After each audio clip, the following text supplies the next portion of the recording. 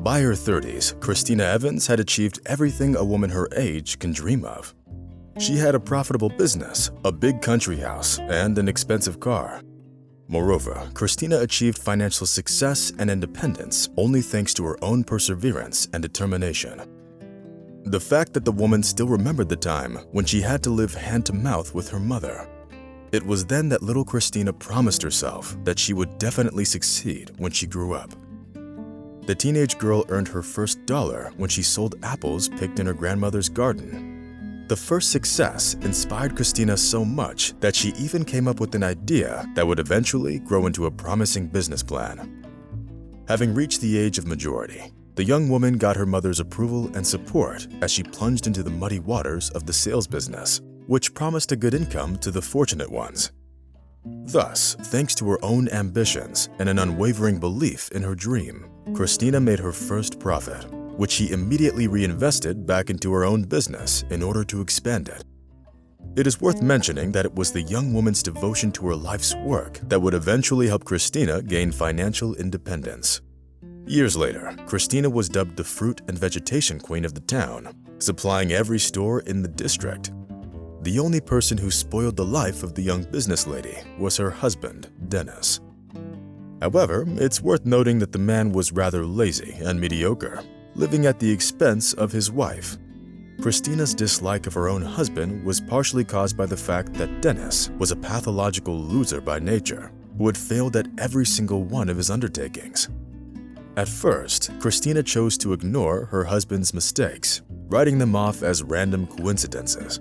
But having been married to Dennis for 5 years, the woman realized that there was no changing him.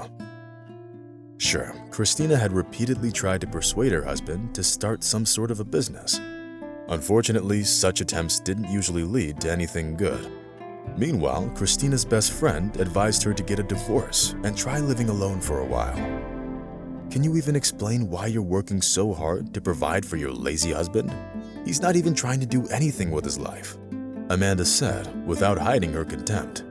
Christina didn't respond to the woman's question, but rather pursed her lips and turned the conversation in a different direction.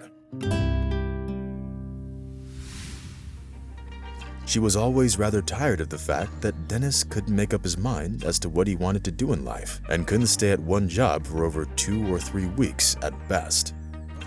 And that's what happened this time too, when Christina came home from work only to find her husband sitting in front of the TV with chips in one hand and a can of beer in the other. Can you tell me, are you ever planning on doing anything significant with your life? Or are you planning to continue living at my expense? Christina asked, emphasizing every syllable. However, it's highly unlikely that the young business lady expected to get this kind of answer from her husband. Yes, you're right.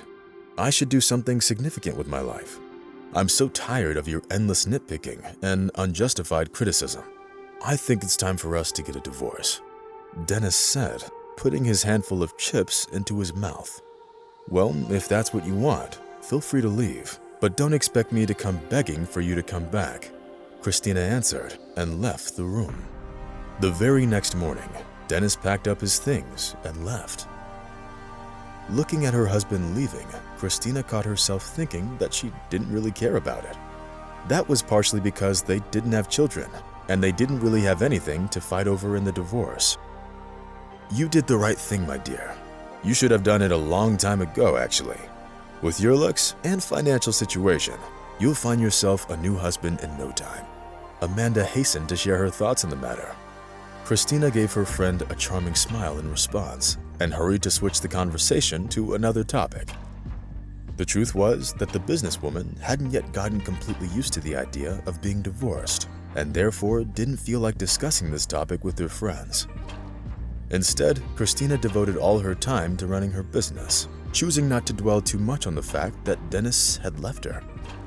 One day, as the young businesswoman was about to go home after an important business meeting, she found herself facing a problem she didn't know how to solve.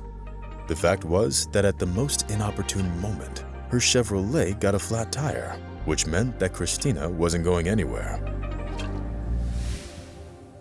What am I supposed to do now? I don't even know whom to call, Christina thought frantically, scrolling through the contact list on her phone. At that moment, she heard a male voice coming from behind her. "I hope you have a spare." Christina shuddered and, turning around, saw a young man standing in front of her. He was wearing a shabby jacket, ripped jeans, and battered sneakers. By the way he looked, Christina assumed that he was homeless. "Can you really help me?" Christina asked, having pulled herself together after the initial impression that the man made. "Well, things would go much faster if you showed me where the spare is," the homeless man replied with a smile. At this point, Christina experienced an inexplicable surge of sympathy for the man. Despite his baffling appearance, the man was emanating confidence. The man quickly got busy with the spare tire, giving the owner of the car a chance to admire his professionalism in something that seemed so difficult to the young businesswoman. "Well, that's it. It's all done. Now your Chevrolet is like new again," the homeless man said, wiping his hands on his old jacket. At that moment, Christina took out her wallet, intending to pay her savior for the help. But to her great surprise, the man shook his head and adamantly refused to take any money from her. "No, ma'am, thanks, but no. Any decent person would do the same in my place," the man added and smiled, heading off in the direction of the shopping center. There, a group of other homeless people were already waiting for him. It is worth saying that at this moment, Christina felt hurt that the man turned out to be so proud. But on the other hand, more than anything else, the businesswoman appreciated strength and character in men, as opposed to their appearance, which could be very deceiving. At that moment, sitting behind the wheel of her Chevrolet, Christina didn't know that this would be the last time she saw this strange homeless man. It's been 2 weeks, but Christina still looked for the poor fellow who helped her out every time she drove by that memorable place. But to her great disappointment, the mysterious stranger seemed to have vanished into thin air. And soon, something happened in Christina's life that turned everything upside down. It happened at the supermarket, as the woman was carrying her grocery bag out into the parking lot. It was already late, and Christina wanted to get home as soon as possible. However, instead of seeing her beloved Chevrolet, Christina found an empty parking space there. This could only mean one thing: her car got stolen. The situation was aggravated by the fact that her purse and cell phone were in the car. Christina looked longingly at the supermarket, whose employees had already closed the front door, and went home. Still clutching the bag of groceries in her hands, the woman wandered to the bus stop to get home, where she could decide what to do next. But before Christina could even take 10 steps, a battered wreck of a car stopped next to her. The door opened, and the same man that saved Christina a couple weeks ago looked out the shabby old Ford. "Get in, miss, and don't let the appearance of this rusty bucket bother you," the man said, and opened the door for Christina. Christina hesitated for a second or two, but decided to get into the car nevertheless. On the way to the woman's house, the young people started talking and felt a strong sympathy for each other. As it turned out, Christina's mysterious savior's name was Jason. From their conversation, the business lady concluded that he'd only recently started living on the street, since he spoke well and was very polite.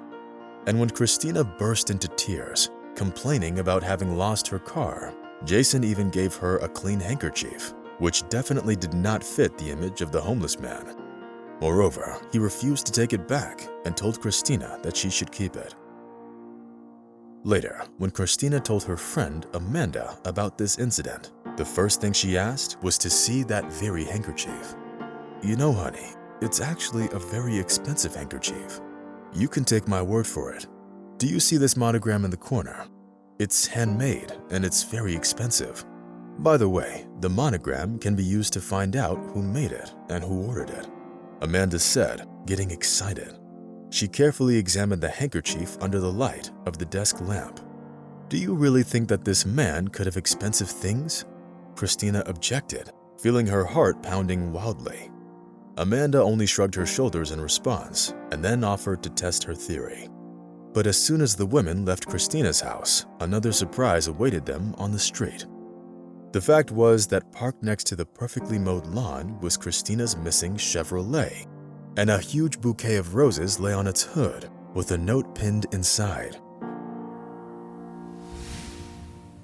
The note had an invitation from a mysterious stranger, asking Christina to have dinner with him in a restaurant where a table had already been booked for her. "This is so romantic. It's like an actual fairy tale," Amanda said, having a hard time trying to hide her excitement. Getting ready for the dinner, Christina put on her most beautiful clothes and, standing at the mirror, noted with satisfaction that she looked her best. Then the woman called a cab and went to the restaurant. Imagine the woman's surprise when a well-trained waiter led her to the table where none other than the same presumably homeless Jason was sitting. Only now he was dressed in an expensive suit, a nice shirt with a starched collar, and glittering leather shoes. "Jason, is that you? How did you get here? And what is all this supposed to mean?" Christina asked in surprise.